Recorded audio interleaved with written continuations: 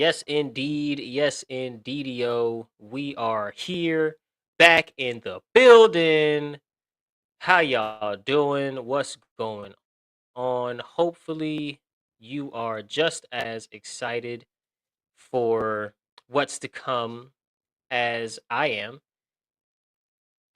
Welcome back to the Inner Storyteller with Soul Expression. Welcome back to your real life. And there we go. And of course, we have such a grand. I'm just trying to I'm trying to share this link with somebody real quick as I'm going live. I was like, oh, it's 7 o'clock. It's 7 o'clock, people. Let me uh where where'd the time go?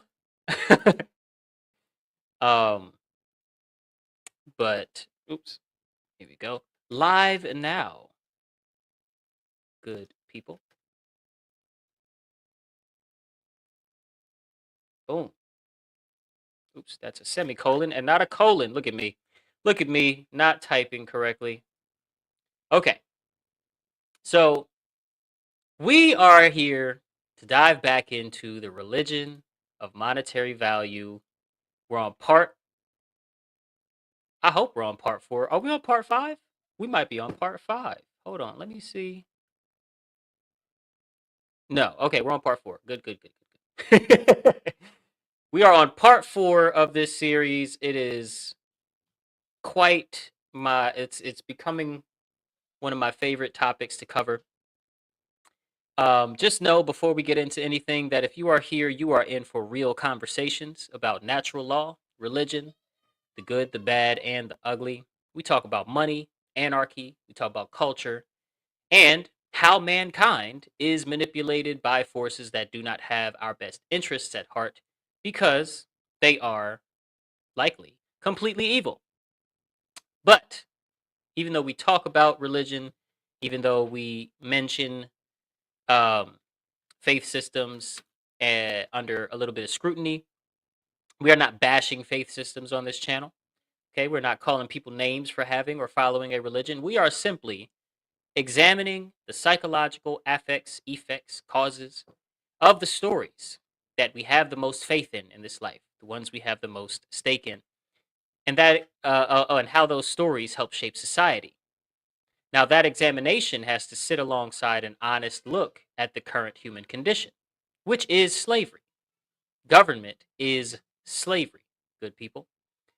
And the question we have to keep returning to is what can actually be improved with a proper understanding of one's inner storyteller and how it works.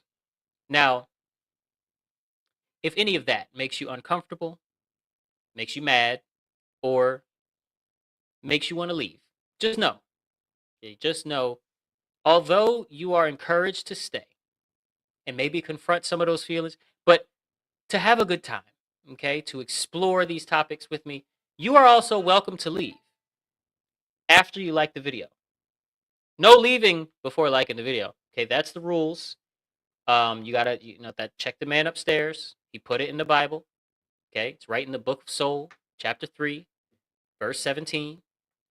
Thou shalt not leave the website or the app without liking the video on part 4. Okay? It's right there. Just check it out. Yeah, let's get right into everything we need to get into. Let me pull this back up actually. I want you to look right in the middle of this picture here. You see you have a ship. You have a ship, and behind the ship you have what's called the wake of the ship. The wake of the ship is loosely defined as two wave patterns that start off as somewhat parallel, but they kind of make a Y shape, that are formed by a ship moving through water at the tail of the ship, at the very end, sort of right centered at the butt of the ship. And these two waves, are pushed outward in sort of opposite directions. And even if the ship is turning or whatever, they sort of, they go opposite from each other. And on my picture, The ship represents the now, and the two wave patterns that are being pushed in opposite directions behind the ship as the ship moves forward are representing the past and the future. And this is the real way that anybody, any human being, experiences time. Time is only experienced as from now to the past or from now to the future, right? And it's not you're now and you're stagnant. Obviously, that wouldn't be possible. So the future is actually behind you. What does that mean?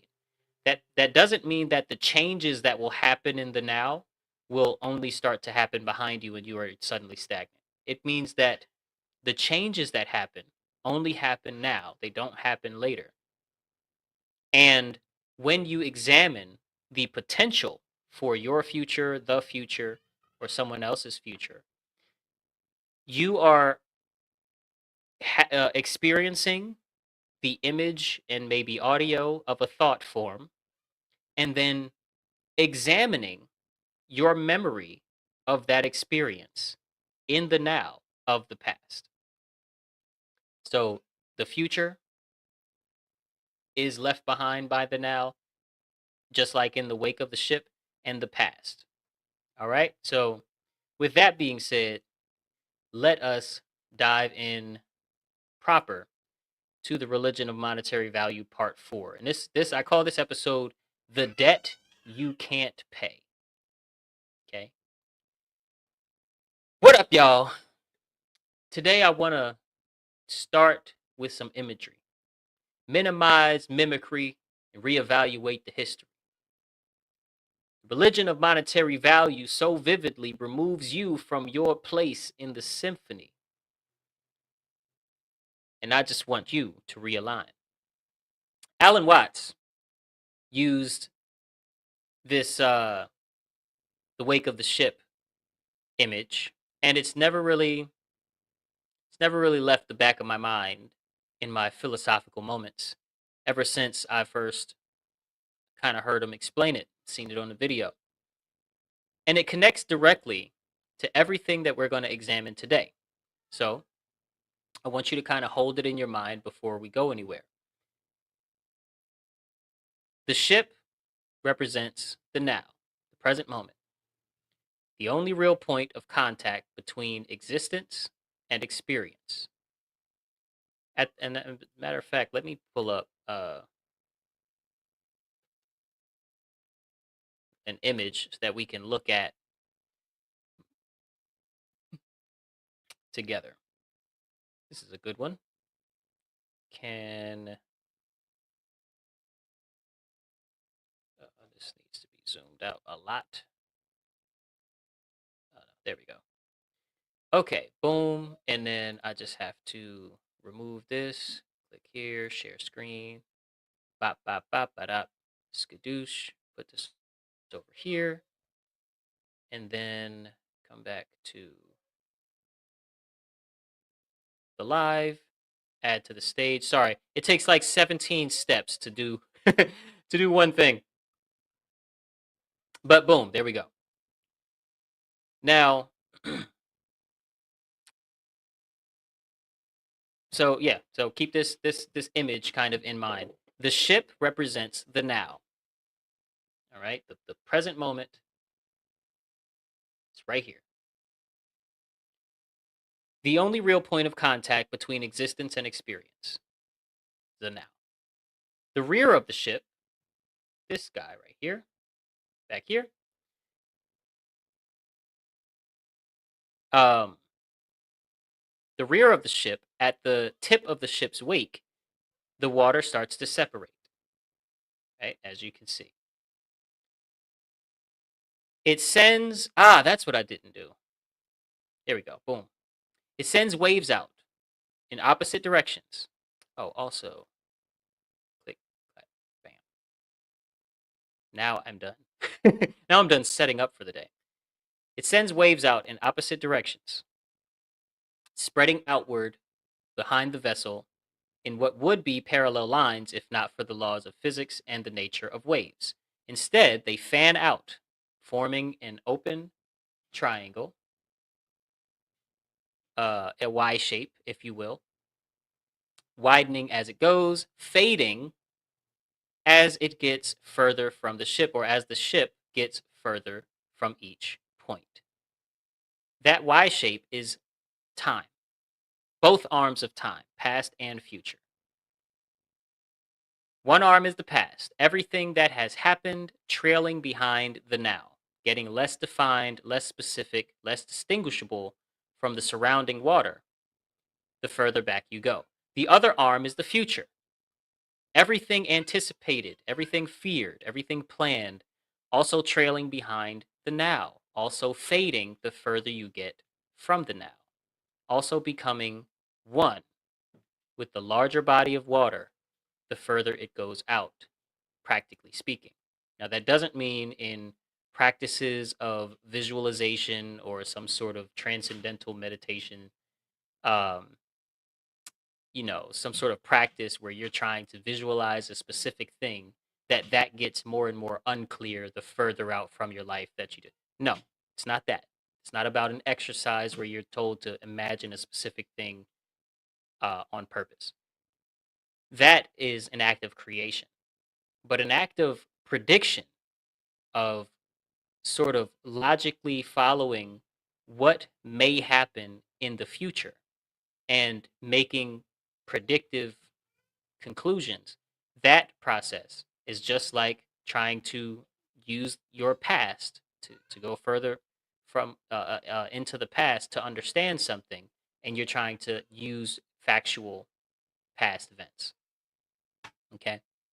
And here's what Alan Watts is pointing at with this image. The further you get from the ship, the further you get from the present moment of consciousness, the more the definition dissolves, the more the specific detail fades into the general pattern, the more the individual waves, become indistinguishable from the ocean they are a part of. The wake does not drive the ship drives the wake. The now is the only cause. The past and the future are its trail. So hold that image. We are going to need it where we're going in today's episode. And I'm so excited. I'm so excited to really get into it. Before we even dive into the religion of monetary value material for today, there is something very potent, very relevant to our current human condition that sits underneath the other material I'm going to go over today regarding the debt you can't pay. I want to name something. In a world, in a world where everything is already decided for you, right? Where the stories are pre-written and the products are pre-selected and the political options are pre-filtered, the cultural values are pre-distributed. What makes you a non-player character, an NPC, is blind obedience to everything going on around you. Even if you choose your niche, if that niche was 100% provided to you, you're still an NPC. Blindly saying yes to all of the decisions that you're not even really making. That is the definition of an NPC, but in real life. Not necessarily stupidity, because you could be independent of just blind obedience to society and still be a little stupid. Not a lack of information. We are obviously drowning in available information, and we all have supercomputers in our pockets, right? But the automatic yes to whatever society is doing, whatever the government is doing, um, whatever the big old NGOs are doing, regulating, whatever, you know, we're going cashless, you know, whatever Whatever anybody's doing, just yes, yes, yes, yes. That makes you an NPC. And here's why that matters for this episode. The religion of monetary value and the religion of man's authority are the mother and father of all religion that we established in part 3 of this series, which is the video that you should send people from this channel for right now. If they want to come over here with an understanding of where I'm coming from, send them the religion of monetary value part 3. So yeah, it's a great starting point for them to understand certain things, and then tell them, and then go back and just watch the playlist from start to finish. But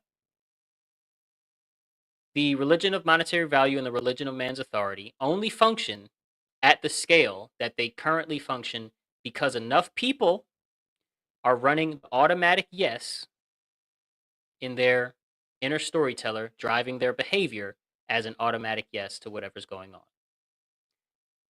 We have a sorting function in our psychology, in our inner storyteller, that files information into categories that generally point back to good for me, bad for me. We file the money concept into the real and required drawer in our sorting function. We file government into the legitimate and inevitable because of human nature drawer, right? And the yes to whatever society is doing happens at the sorting function level. Because they come in the costume of government, we automatically say yes, because government is legitimate and inevitable. Because it touches the concept of money, we say yes automatically, because money is associated with real and required for projects to get done, for nature to be in our favor. Faster than thought, faster than evaluation, before any conscious decision has been made, we are nodding yes. What makes you you in a world where everything is supposed to be chosen for you? What makes you your authentic, original self? At minimum, as a starting point, is your capacity to say no. And not as a rebellion for rebellion's sake, right? Not as a contrarian, but as the exercise of the only thing that distinguishes a conscious being from a mechanism, from a cog in a machine running a program someone else wrote for it. The no is where the self actually shows up. The automatic yes, when it is running below conscious awareness, is where the self is absent from the picture, the authentic self. And the debt imprisonment argument that we are going to examine today, the debt you can't pay, is one of the clearest illustrations of what an automatic yes produces in society when it is running in an entire population simultaneously without being challenged.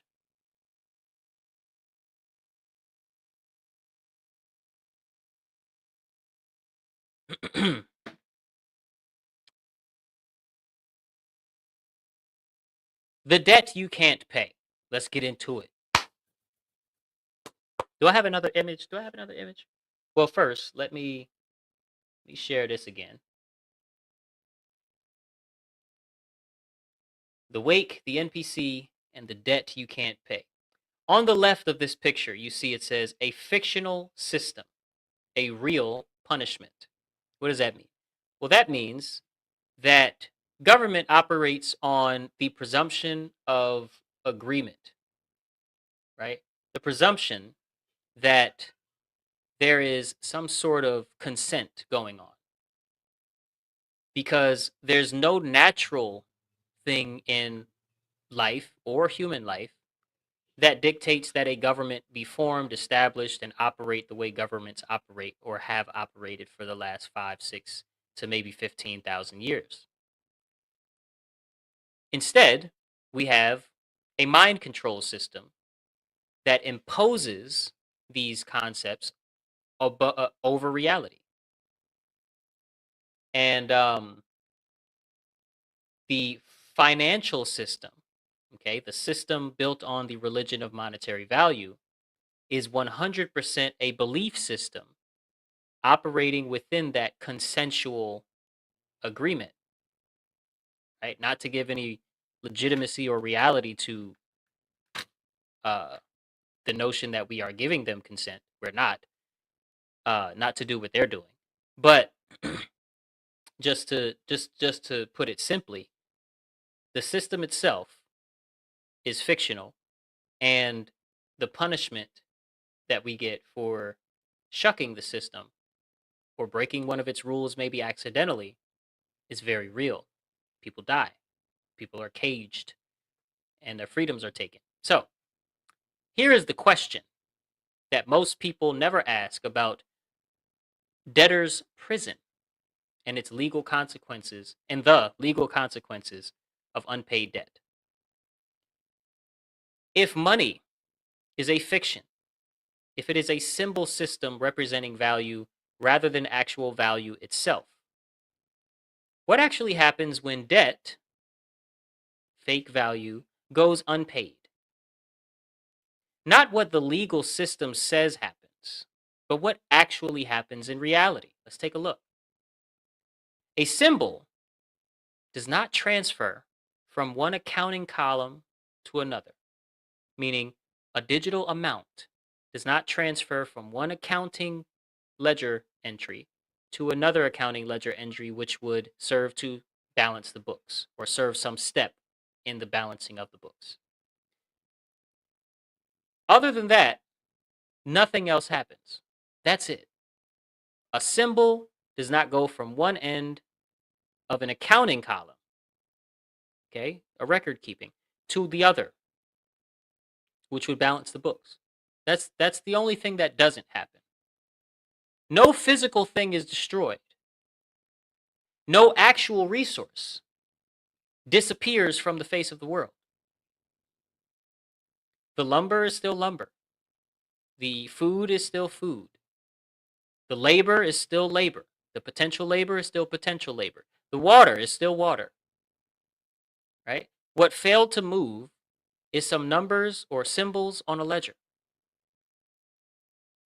And the legal system treats that imbalance, that failure, the failure of a number to move between columns in a ledger, as harm serious enough to justify caging, possibly torturing, and maybe even killing a human being, depending on what government and who's the ruler at the time. Removing them from their family, their community, removing any productive capacity that they have besides serving the state, placing them in a controlled location where the state bears the actual material cost of housing, feeding, and supervising these people, which in many cases costs more than the real resources that the debt was that the obligation was for in the first place. The only way that makes that situation makes logical sense, the only way it holds together as a coherent system, is if you accept the fiction that the symbol and the real the fiction that the symbol and the real thing are the same. Right? The only way that it makes sense that a debt going unpaid is punishable by caging is if we have in mind that the money is just as real as the labor or the resource or the project, the sweat equity, the real life that still can happen, even though the books aren't balanced by this money game thing.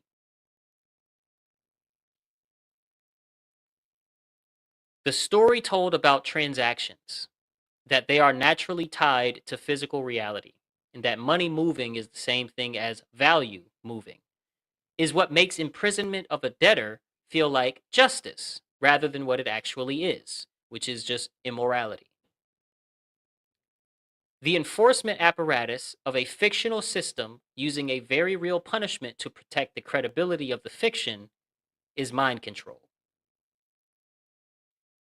And the deeper layer makes this manipulation very crucial to understand rather than just glaze over because you heard some words about it in a podcast one day. The system cannot admit that the money is fictional because the admission that money is fictional or that there's no such thing as monetary value, right? I guess money is real, but there's no such thing as monetary value.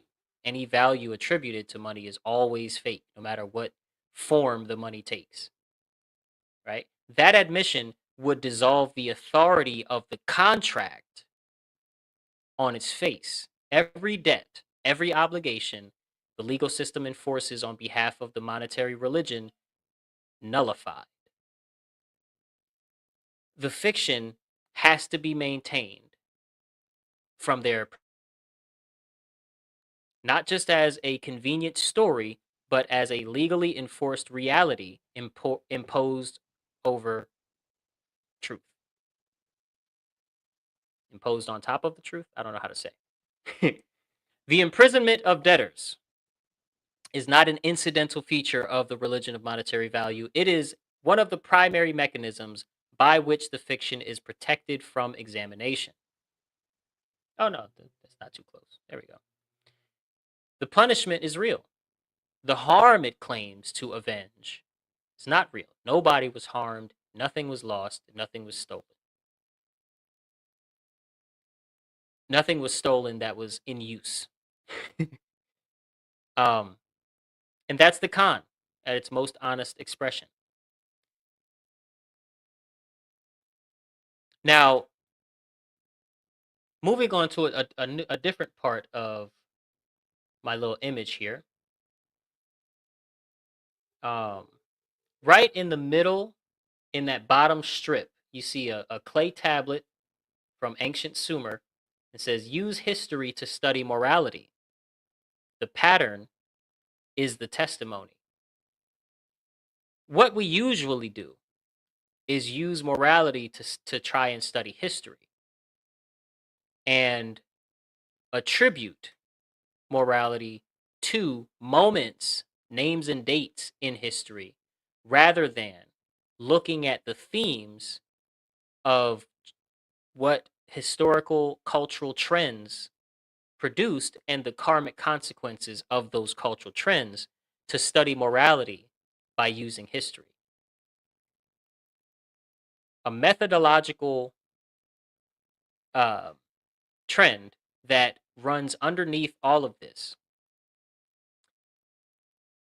is the temptation, right? The temptation, especially when you're building an argument about systems that go back like thousands of years, temptation to put so much emphasis on getting the exact names and dates correct, memorizing the specific chronology of the events, and being able to cite the precise year and precise scribe and precise king that did or wrote the thing. I want to suggest that this temptation is the wrong relationship to history for the purposes of what we're doing here on this channel. And let me state this plainly. We should not be using morality to study history. We should be using history to study morality. When you use morality to study history, you're selecting which events matter based on whether they confirm or challenge a moral framework that you already hold. The history becomes a decoration for a predetermined conclusion.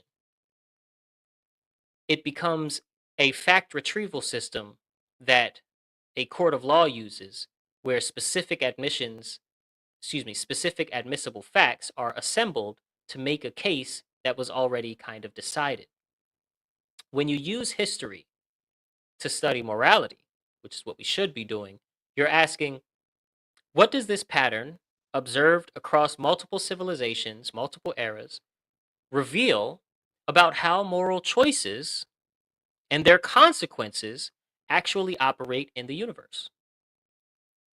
The moral insight emerges from the pattern rather than being imposed on the pattern. And the further back you go in history, you cannot avoid this. The further back you go, the less you can trust the specific details anyway.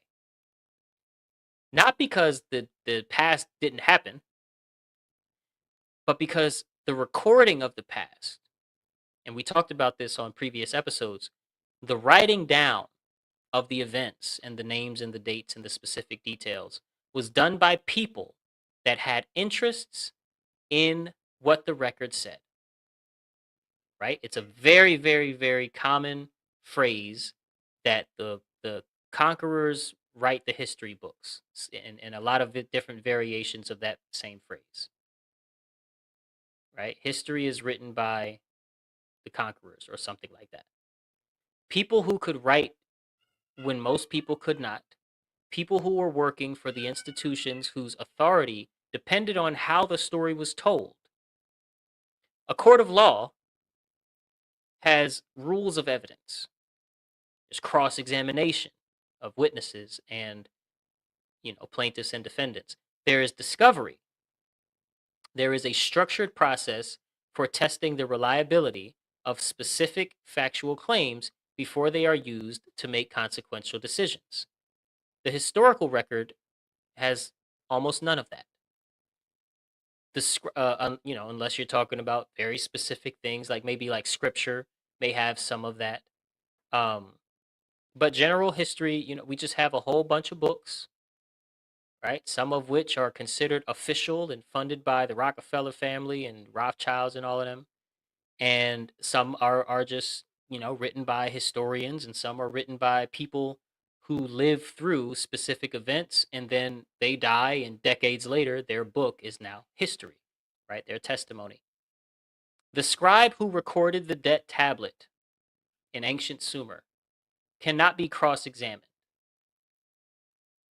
The manuscript copied by the monks in the 10th century about events from the 3rd century has no chain of custody that we can verify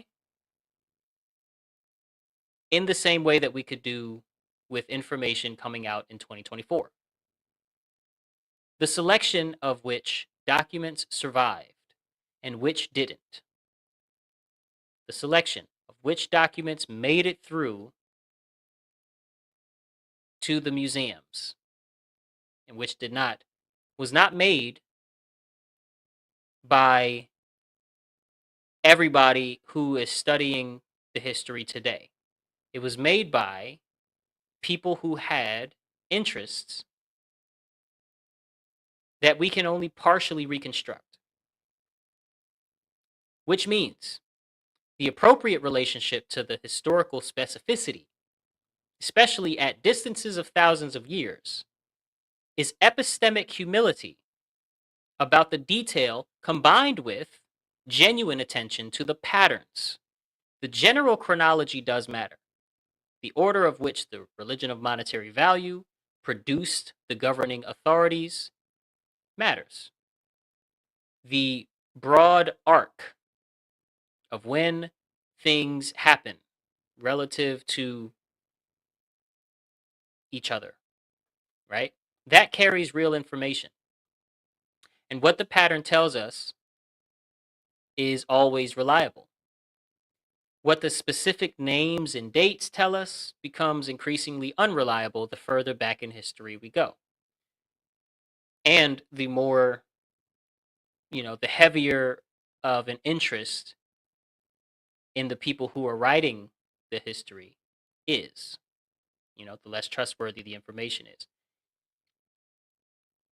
on its face. And the pattern is this. As long as there has been a system that concentrates resource allocation in the hands of a small class of people who control the rules and form of that system, there has been a governing authority serving as its enforcement apparatus every time, everywhere, without exception in the historical record. That's the pattern. That's the one of the patterns that teaches us about morality, right? We should be using history to study morality.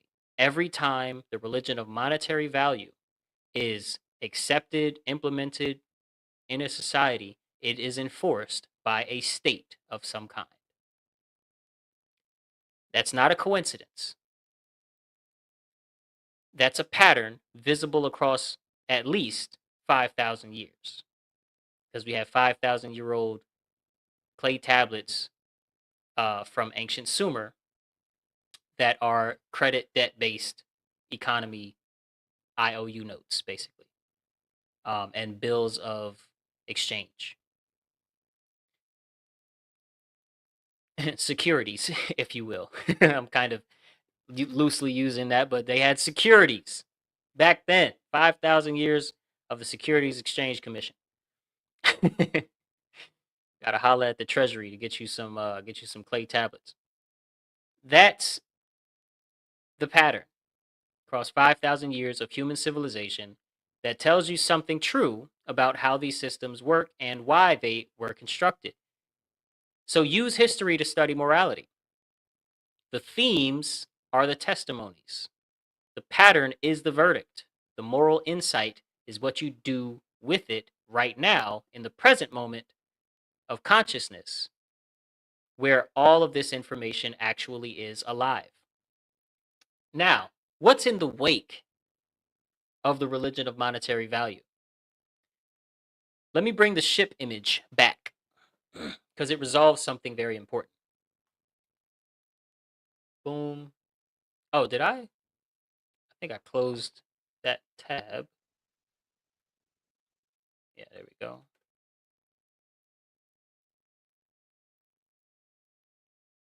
Boom and boom. Sorry, I gotta put it back again, bring it back to the thing, and then share screen, pop, add to stage. There we go. Okay, add it to the stage. Why won't you add it? Oh, I gotta remove this one. There we go. Okay, y'all can see this.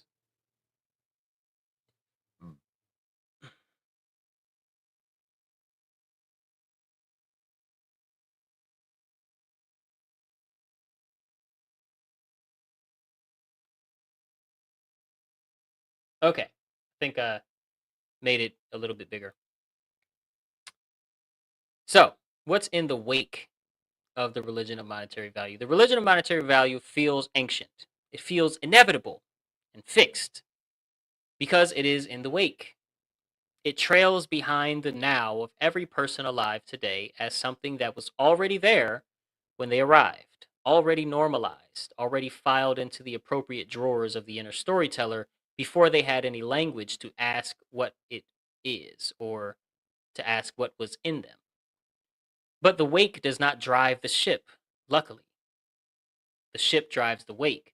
The religion of monetary value does exist now as a present state of collective consciousness organized around specific stories about what money is and what authority is. It is not the past determining the present, it is the present consciousness of enough people maintaining a specific set of stories simultaneously that collective consciousness, and that collective consciousness organized around the mother and father of all religion is the ship. The 5,000 years, 15,000 years of history trailing behind it is the wake, which means, and this is the most important thing that I want to leave you with today, the religion of monetary value does not continue because of what happened 5,000 years ago. The religion of monetary value continues because of what is happening right now in the inner storytellers of everybody participating in it. The past is not producing the present. The present consciousness is organizing the past and producing the experience of continuity. And the present consciousness can organize itself differently than it has in the past. not slowly, not across centuries. The way that the whole snake moves, the way that the sound arrives from nothing into meaning all at once. Present consciousness can reorganize its worldview or its participation in the religion of monetary value. The automatic yes that keeps the fiction alive is not a permanent feature of human consciousness, necessarily. It is a pattern being run in the now that can be interrupted right now by the same presence that installed it. The site of the trauma and the automated response and the change all exist in the present moment, the potential for change. Same speed, same mechanism, same place. The NPC, non player character, is also not a fixed category. It is simply a description of what the automatic yes makes someone act like. And the no, examined, costly, consistent no to what the system tells you to do, is available in the same now that the yes has been running the show. Money is a symbol. The symbol represents energy, human labor, human attention, human creative capacity, and or the movement of electricity, water, earthly resources. Money represents energy, but it is not energy itself. The imprisonment of a debtor protects the symbol by using a real punishment to enforce a fictitious symbol. The historical record, examined for its patterns rather than its specific names and dates, shows that this arrangement has served the interests of the people who controlled the symbol from the very first clay tablet. And the population maintaining the arrangement today is not doing so because the past is forcing them to do it. The past does not show up and force you to reenact it. They are doing so because the present state of collective consciousness is organized around the stories that make the arrangement feel like reality rather than choice, in my opinion. Change the consciousness, and you change the stories. And the wake changes behind the ship the moment that the ship changes direction. That's not pure or mere idealism. That's causality, baby. Causality that actually runs the story when you follow it honestly to its source. The ship is the now. The now is yours. And now the question is, what story are you willing to live? Please let me know in the comments, good people. I would love to engage with you on this very thing here. And also, please let me just make sure. Yeah. And then this should be good. Sorry, just had to make sure of something really fast. You guys make it so fun to do this podcast when you come comment something, or you send me a text or a DM and you're like, yo, good lesson, soul. I learned this, this, and this. It really makes my day. Helps me keep going and keep doing this thing. So feel free to engage. Please like the video. I heard you may get a free scoop of your favorite ice cream if you like the video. Whether or not that happens in the dream world or in the real world, we have yet to do that experiment. But I'm not gonna like my own video because that's really corny. So I need you to run that experiment for me. You know what I'm saying? And I love you guys.